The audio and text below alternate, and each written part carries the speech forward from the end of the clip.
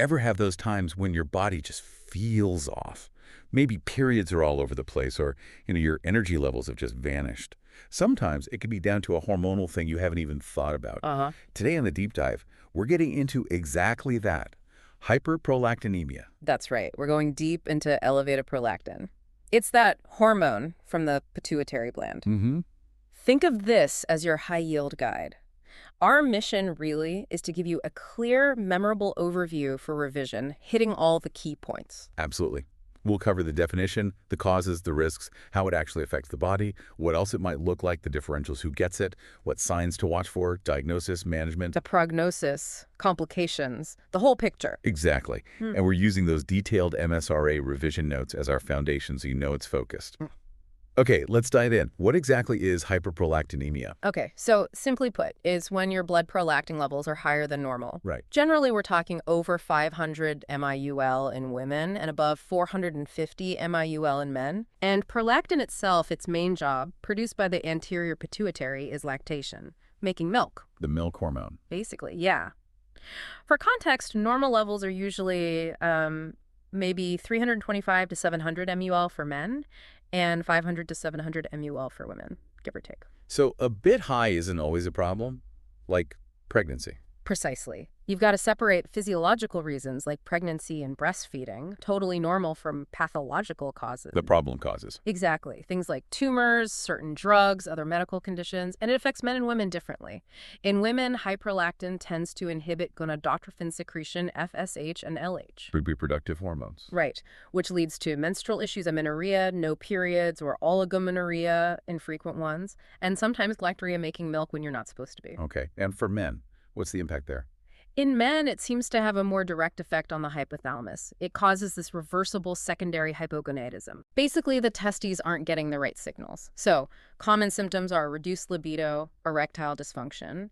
It really messes with reproductive and endocrine functions in both sexes. Yeah, it definitely sounds like it has wide-ranging effects. Yeah. So what actually causes these high levels? What's the etiology? Well, there's a whole range. Top of the list probably are prolactinomas. The pituitary tumors. Yes, benign pituitary tumors. So not cancerous that just churn out prolactin. We talk about macroadenomas, less than 10 millimeter. Tiny? Yeah, like a pea. Macroadenomas, bigger than 10 millimeter. And then giant ones, over 40 millimeters, but they're rare. Malignant ones are extremely rare. And sometimes these tumors are part of a bigger picture, like MEN1 syndrome. Okay, tumors are key. What else? Medications are a big one. A real big one. Like which ones? Antipsychotics, some antidepressants, anti-nausea drugs, antiemetics. They can interfere with dopamine, which normally keeps prolactin in check. Ah, the dopamine connection. Exactly. Then you've got hypothalamic disorders, systemic diseases like chronic kidney disease or liver cirrhosis, other endocrine stuff like hypothyroidism, PCOS. Polycystic ovary syndrome. Right. And sometimes we just don't find a clear cause. That's idiopathic hyperprolactinemia. Wow, quite a list. Sounds like finding the root cause can be complex. It really can be. The diagnostic process is about ruling things out systematically. First, physiological causes pregnancy, stress. Then you look intracranial, especially for prolactinomas. Then endocrine, metabolic, drug causes. Even things like head trauma or surgery. So thinking about who's more likely to get this, what are the risk factors? Well, being female is one we just see it more often in women. Okay. Using those specific medications we mentioned, antipsychotics, antidepressants, that definitely increases risk, and conditions affecting the hypothalamus, maybe head trauma, radiation therapy nearby. And the prolactinomas themselves. Any specific group? Not really a strong age or a gender link for prolactinomas themselves, but one crucial point is pregnancy. If someone has a macroadenoma, there's a risk the tumor could enlarge during pregnancy. That needs careful management. Right, important consideration. Okay, let's get into the mechanism. How does high prolactin actually disrupt things?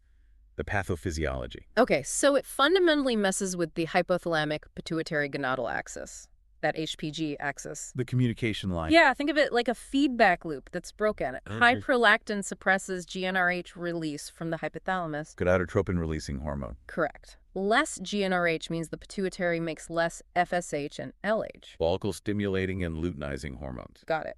And less FSH and LH means lower estrogen and testosterone.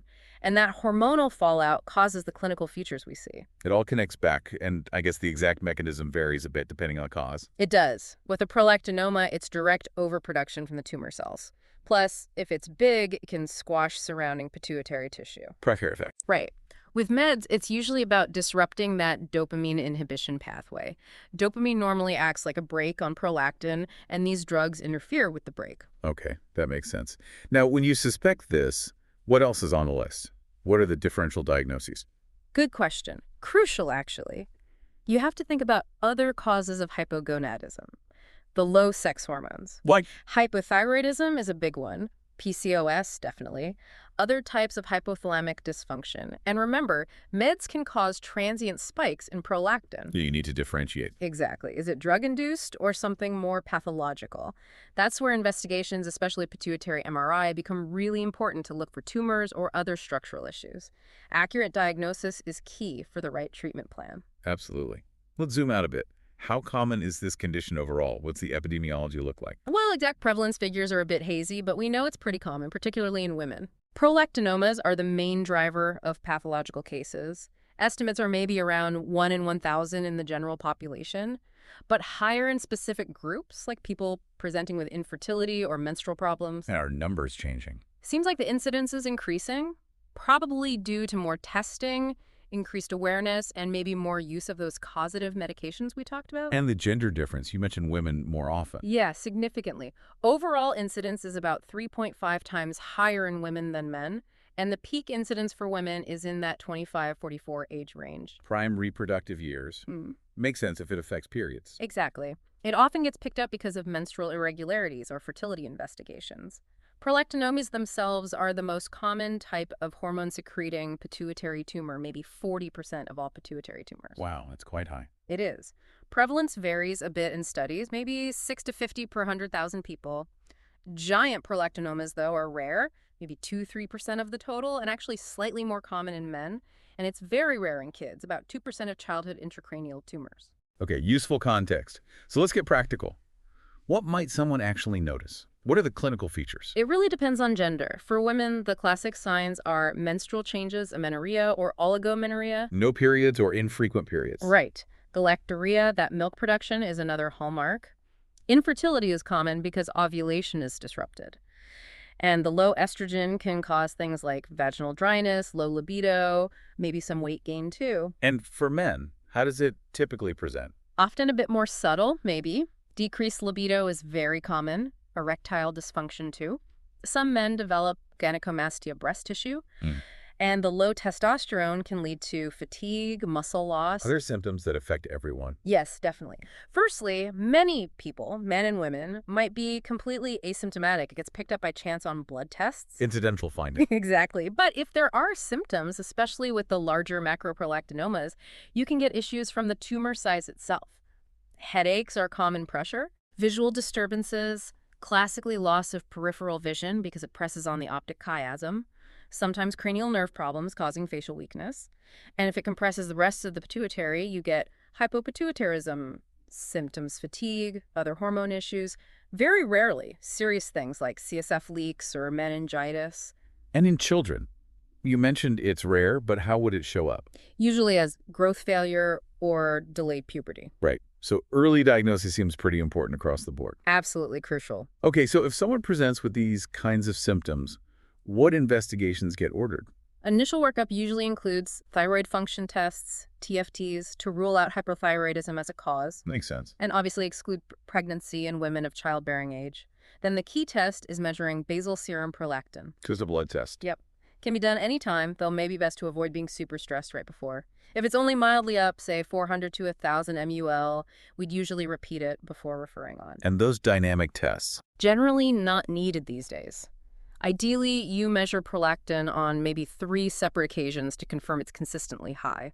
A level over 5,000 MUL.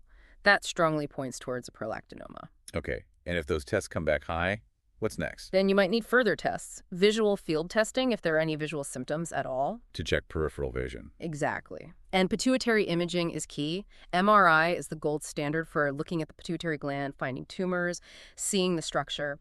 We'd also check other pituitary hormone levels too. Are there any tricky bits in diagnosis? Any pitfalls? Yes. A couple of really important ones to know for exams. First is macroprolactinemia. Macroprolactinemia, okay. This is where you have high prolactin levels on the test, but the patient doesn't really have symptoms. It's because the prolactin molecule is bigger, clumped together, and less biologically active. So the test picks it up, but it's not doing much. Pretty much. We can use something called PEG precipitation to measure the free active prolactin if we suspect this. Okay. What's the other pitfall? The high-dose hook effect. This can happen with very large prolactinomas producing huge amounts of prolactin. Right. The sheer amount can actually overwhelm the assay, the test system, and paradoxically give a falsely low or moderately elevated result. That sounds dangerous. It can be misleading. So, if you see a large pituitary tumor on MRI, but the prolactin level isn't sky high, you must ask the lab to do serial dilutions of the sample to rule out the hook effect. Good tip. Okay, so we have the diagnosis. How do we manage hyperprolactinemia? What's the general approach? Fundamentally, you want to address the underlying cause if you can and relieve the patient's symptoms. Right. The goals are fix the menstrual issues, the galactorrhoea, the ED, the low libido, prevent long-term problems like osteoporosis from low hormones or pressure effects from tumors, and, where relevant, restore fertility and normal sexual function. And specifically for prolactinomas, what's the management? Okay, if it's a small microprolactinoma and it's asymptomatic with maybe only slightly raised prolactin, we might just monitor. Most of them, 90–95%, don't actually grow much. Watchful waiting. Kind of. But treatment is needed if the tumor size is causing problems, headaches, vision changes, or if the hyperprolactin itself is causing bothersome symptoms like infertility or sexual dysfunction. And what is the treatment? First line is almost always medical, dopamine agonists. Like cabergoline. Cabergoline and bromocriptine are the main ones. They mimic dopamine, hitting the brakes on prolactin secretion. And crucially, they also shrink most prolactinomas. Oh, that's good. It's very effective, often needs long-term use, but sometimes under specialist care, a trial-off medication can be considered later. Cabergoline is often preferred, it tends to work better, and you take it less often, maybe once or twice a week. Are there downsides to these drugs? Cautions? Yes, a few important ones. Very rarely, particularly with higher doses sometimes used for Parkinson's, there's a risk of cardiac valve fibrosis or pulmonary fibrosis. Yes, needs monitoring. Usually echocardiograms periodically if higher doses are used long-term. Common side effects can include sleepiness, nausea, dizziness, and sometimes impulse control disorders like gambling, hypersexuality need to warn patients. Right. And watch out for low blood pressure, especially when starting. Surgery, usually transsphenoidal, through the nose, or radiotherapy are options if the drugs don't work, aren't tolerated, or for specific situations like acute vision loss. What about during pregnancy? You mentioned the tumor growth risk. Yeah, that needs careful planning and specialist input. Small risk of enlargement, mainly with macroadenomas. If new symptoms like headaches or vision changes pop up during pregnancy, it's an urgent referral. Can they take the meds during pregnancy? Yes, both bromocriptine and cabergoline are generally considered safe options if treatment is needed during pregnancy. Okay, and for drug-induced hyperprolactinemia? The ideal first step is to stop the offending drug, if clinically possible. Switch medication, maybe. Exactly. If stopping isn't an option, or if symptoms persist, you might consider hormone replacement for the deficiency, or sometimes even cautiously try a dopamine agonist. And for macroprolactinemia, that less active form usually doesn't need treatment. Okay, so summarizing management, prescribing, and non-prescribing. Key points. Refer to endocrinology. Dopamine agonists are first-line drugs, cabergoline often preferred, maybe bromocriptine if planning pregnancy soon. Regular MRI monitoring is standard to check tumor size and response. Hormone replacement estrogen, testosterone might be needed for symptoms if fertility isn't the immediate goal. Surgery and radiotherapy are reserved for when medical therapy fails or isn't suitable. It's really a multidisciplinary team approach often. Got it. What about the long-term outlook, the prognosis? Generally, it's good with treatment. Depends on the cause, the size of any tumor, and response. And for prolactinomas? Microprolactinomas can sometimes even resolve on their own, maybe a third of women, especially after menopause or pregnancy. Specialists might trial stopping dopamine agonists after, say, 3 years of good control, normal prolactin, tumor shrinkage to see if it's still needed. Any idea about recurrence rates after stopping? Yes, there's data on that. For macroprolactinomas, if there's no visible tumor left after treatment, the 5-year recurrence is maybe around 33%. But if there is still some visible remnant, it's much higher, maybe closer to 78%. Big difference. Yeah. For micros, it's lower, maybe 26% recurrence if no remnant, 42% if there is. It just underscores why long-term follow-up is so important, catching recurrence early. Makes sense. Finally, what are the potential complications we need to be aware of? Several things. Complications from the hypogonadism, the low hormones, osteoporosis is a big one. Bone thinning. Right. Affects maybe 25% of women and can persist even after prolactin normalizes. Men with prolactinomas have about a 5 times higher risk even after treatment. Reduced fertility, erectile dysfunction, those are direct consequences too. And from the tumor itself. Mainly with macroadenomas. Visual loss, headaches we mentioned. Pituitary apoplexy is a rare emergency. Sudden headache, vision changes, altered consciousness due to bleeding or infarction in the tumor, more likely in bigger tumors. Scary. It is. Very rarely, rapid tumor shrinkage with dopamine agonists can cause a CSF leak fluid leaking from the nose, and malignant prolactinomas are extremely rare but obviously serious. Then there's the ongoing impact on sexual function and fertility for many. Okay, this has been incredibly comprehensive, so just to quickly recap. Hyperprolactinemia means high prolactin. Key causes are prolactinomas and meds. Think menstrual issues, galactorrhoea in women, libido and EE issues in men. Diagnosis involves blood tests, ruling things out, often MRI.